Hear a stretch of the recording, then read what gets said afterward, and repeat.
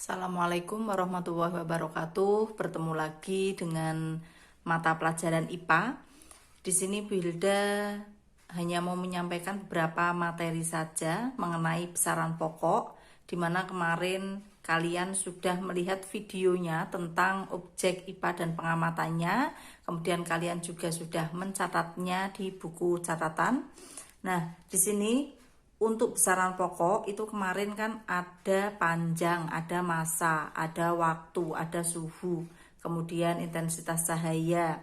Nah, di sini kalian bisa buka buku paket untuk semuanya itu bab satunya dimulai dari halaman 2 sampai 29.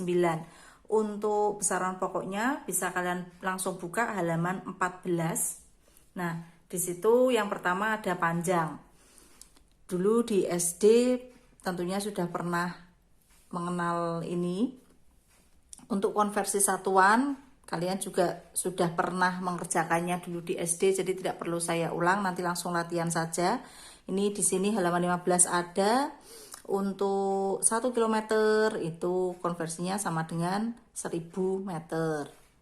Kemudian ini dibalik 1 meter sama dengan 1 dibagi 1000 km sama dengan 0,001 km. Kemudian di sini 1 meter sama dengan 100 cm. Sekarang dibalik dari cm ke meter, berarti 1 cm sama dengan 1 dibagi 100. 100 meter sama dengan 0,01 meter. Ini dulu sudah pernah. Kemudian cara membacanya untuk besaran panjang, ini kalian bisa lihat cara membaca. Jadi kalau kalian menggunakan penggaris itu yang betul cara membacanya itu tepat berada di atasnya ya. Ini bisa dilihat di halaman 16. Kemudian massa.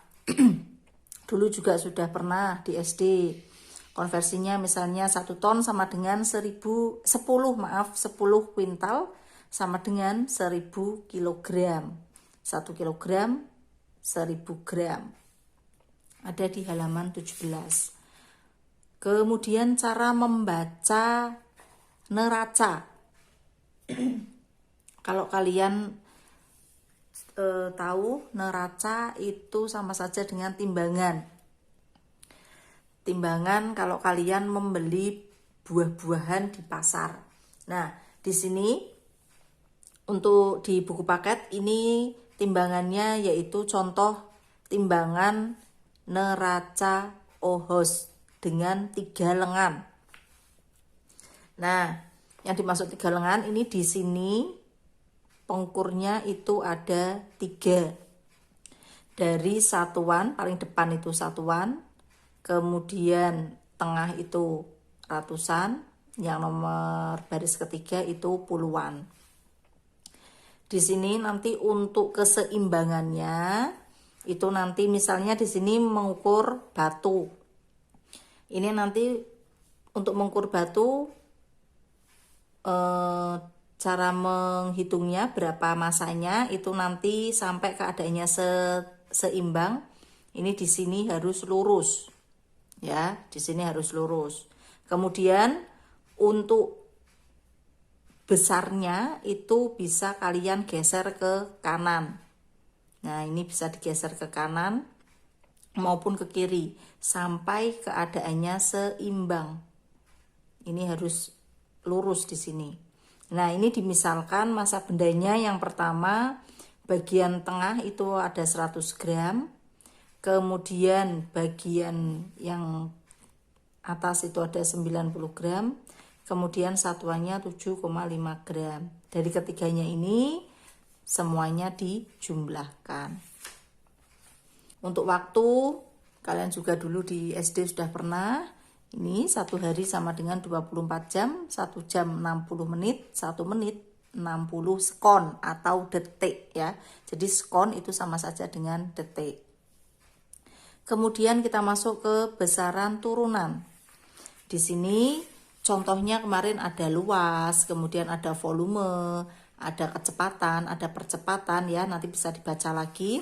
Untuk luas, di sini halaman 22 bisa dilihat Untuk luas misalnya untuk menghitung luas benda yang tidak beraturan, contohnya seperti daun.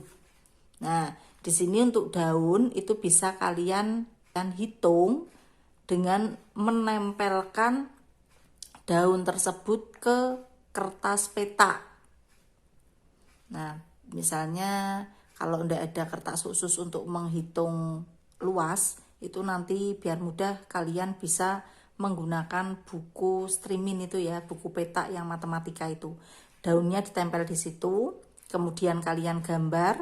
Setelah kalian gambar, cara menghitungnya yaitu bagian yang penuh itu dihitung terlebih dahulu, yang penuh dihitung terlebih dahulu, jumlahkan. Setelah itu yang tidak penuh dihitung juga semuanya. Setelah itu dikali setengah. Nah, untuk luasnya berapa tadi? Berarti yang penuh ditambah yang tidak penuh. Gitu.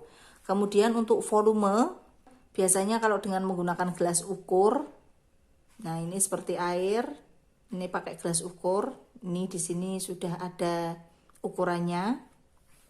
1 liter sama dengan 1 desimeter kubik. Kemudian 1 liter sama saja dengan 1000 mililiter. 1 mililiter sama dengan 1 cm kubik. Ini dulu di SD juga sudah pernah. Untuk menghitung misalnya batu. Nah, batu kan itu bentuknya juga tidak beraturan ya. Sehingga untuk mengetahui berapa volume batu, itu nanti bisa kalian hitung dengan menggunakan gelas ukur juga. Untuk mengukur volume batu, itu nanti kalian bisa menyiapkan misalnya gelas ukur, yang satu misalnya diisi air misalnya 50 ml misalnya. Kemudian yang gelas satunya airnya sama 50, kemudian dimasukkan batu. Nah, setelah itu kan nanti gelas yang kedua, gelas ukur yang kedua itu pastinya nanti akan lebih tinggi ya, lebih banyak airnya karena naik, karena adanya batu.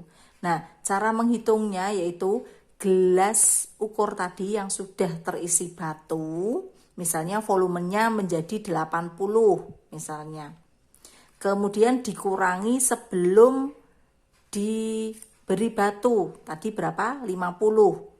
Nah, berarti volume batu yang tidak beraturan tersebut itu berarti volumenya 80 dikurangi 50 sama dengan 30. Yang ketiga, konsentrasi larutan. Nah, di sini bisa kalian lihat buku paket halaman 24. Kemarin juga untuk rumusnya sudah saya catatkan.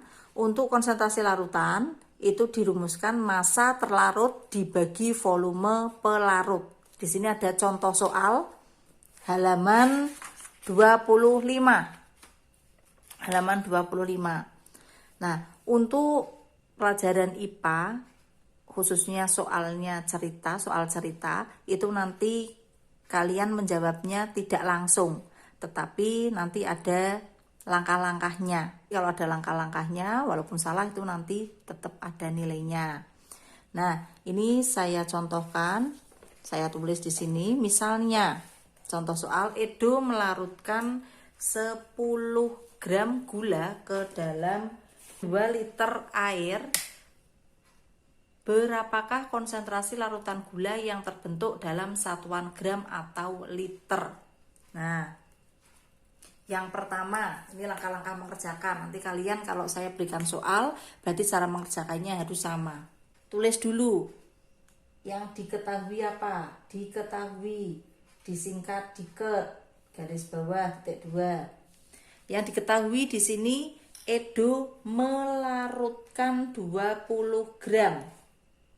Melarutkan 20 gram gula ke dalam 2 liter air.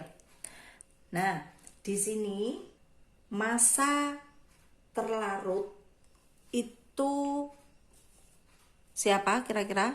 Nah, di sini yang terlarut itu adalah gulanya. Ya. Kemudian air itu berfungsi sebagai pelarut. Nah, jadi bisa ditulis yang diketahui massa terlarut. Massa terlarutnya itu 20 gram. Sedangkan volume pelarut itu 2 liter.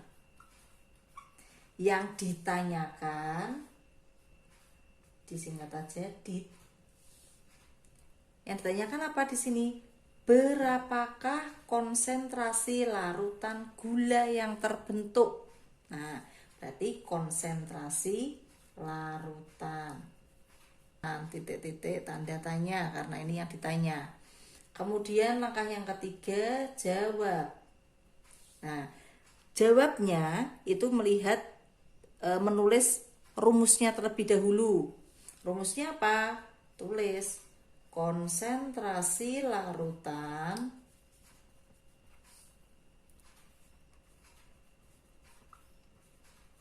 sama dengan massa terlarut. Ini rumusnya ya. Di buku paket ada, di buku catatan juga ada. Jadi harus dihafalkan juga. Massa terlarut dibagi volume pelarut. Sama dengan massa terlarutnya berapa di sini? 20 gram. Dibagi volume pelarutnya 2 liter. 20 dibagi 2 berapa? 10 gram per liter. Nah, selesai. Ini cara mengerjakannya. Bu, untuk menulis bagaimana diketahuinya, nah, pertama kalian harus tahu rumusnya terlebih dahulu. Nah, ini harus tahu. Ya, sebelumnya, yang dicari itu konsentrasi larutan yang ditanya. Konsentrasi larutan itu rumusnya ini. Nah, berarti yang diketahui harus ada ini, massa, dan harus ada volume. Nah, saya kira ini sudah paham ya, nanti bisa dicoba dengan latihan. Nah, lanjut yang kedua, yaitu di halaman 26. Di situ tentang laju pertumbuhan. Untuk rumusnya juga sudah kalian tulis, sudah saya berikan catatannya. Nah, di sini ada soal. Ini contohnya pada pertumbuhan jagung ya. Untuk rumusnya di situ juga sudah ada, laju pertumbuhan sama dengan pertumbuhan tinggi dibagi selang waktu. Nah, sekarang kita coba. Pada pengukuran awal diperoleh tinggi tanaman 20 cm.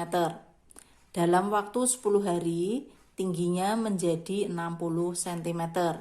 Berapa laju pertumbuhan jagung? Sama seperti tadi ya. Tulis yang diketahui. Ini harus, kalau soalnya cerita harus seperti ini. Diketahui pengukuran awal 20 cm. Kemudian pengukuran akhir itu 60 cm. Selang waktunya, sini selang waktunya itu 10 hari. Yang ditanyakan laju pertumbuhan. Tanda tanya. Jawab. Tulis dulu rumusnya. Laju pertumbuhan sama dengan pertumbuhan tinggi dibagi selang waktu. Di sini pertumbuhan tingginya ini ada akhir dan ada awal. Nah, jadi pertumbuhan tingginya dikurangi terlebih dahulu. Akhir dikurangi pertumbuhan awal dibagi selang waktu. Akhirnya tadi 60 cm dikurangi awalnya 20 cm selang waktunya 10 hari. Ketemunya 60 dikurangi 20, 40 cm dibagi 10 hari. Nolnya 40 dibagi 10, 4 dibagi 1 sama dengan 4 cm per hari. Nah, jadi laju pertumbuhannya itu perharinya 4 cm. Karena dari awalnya 20, kemudian selang waktu 10 hari menjadi 60. Itu untuk mengukur laju pertumbuhan. Mungkin itu saja contoh penerapannya. Nanti kalian bisa latihan. Setelah ini saya berikan beberapa soal dengan memperhatikan video ini. Nah, mungkin itu saja yang untuk materi hari ini. Sekian, wassalamualaikum warahmatullahi wabarakatuh.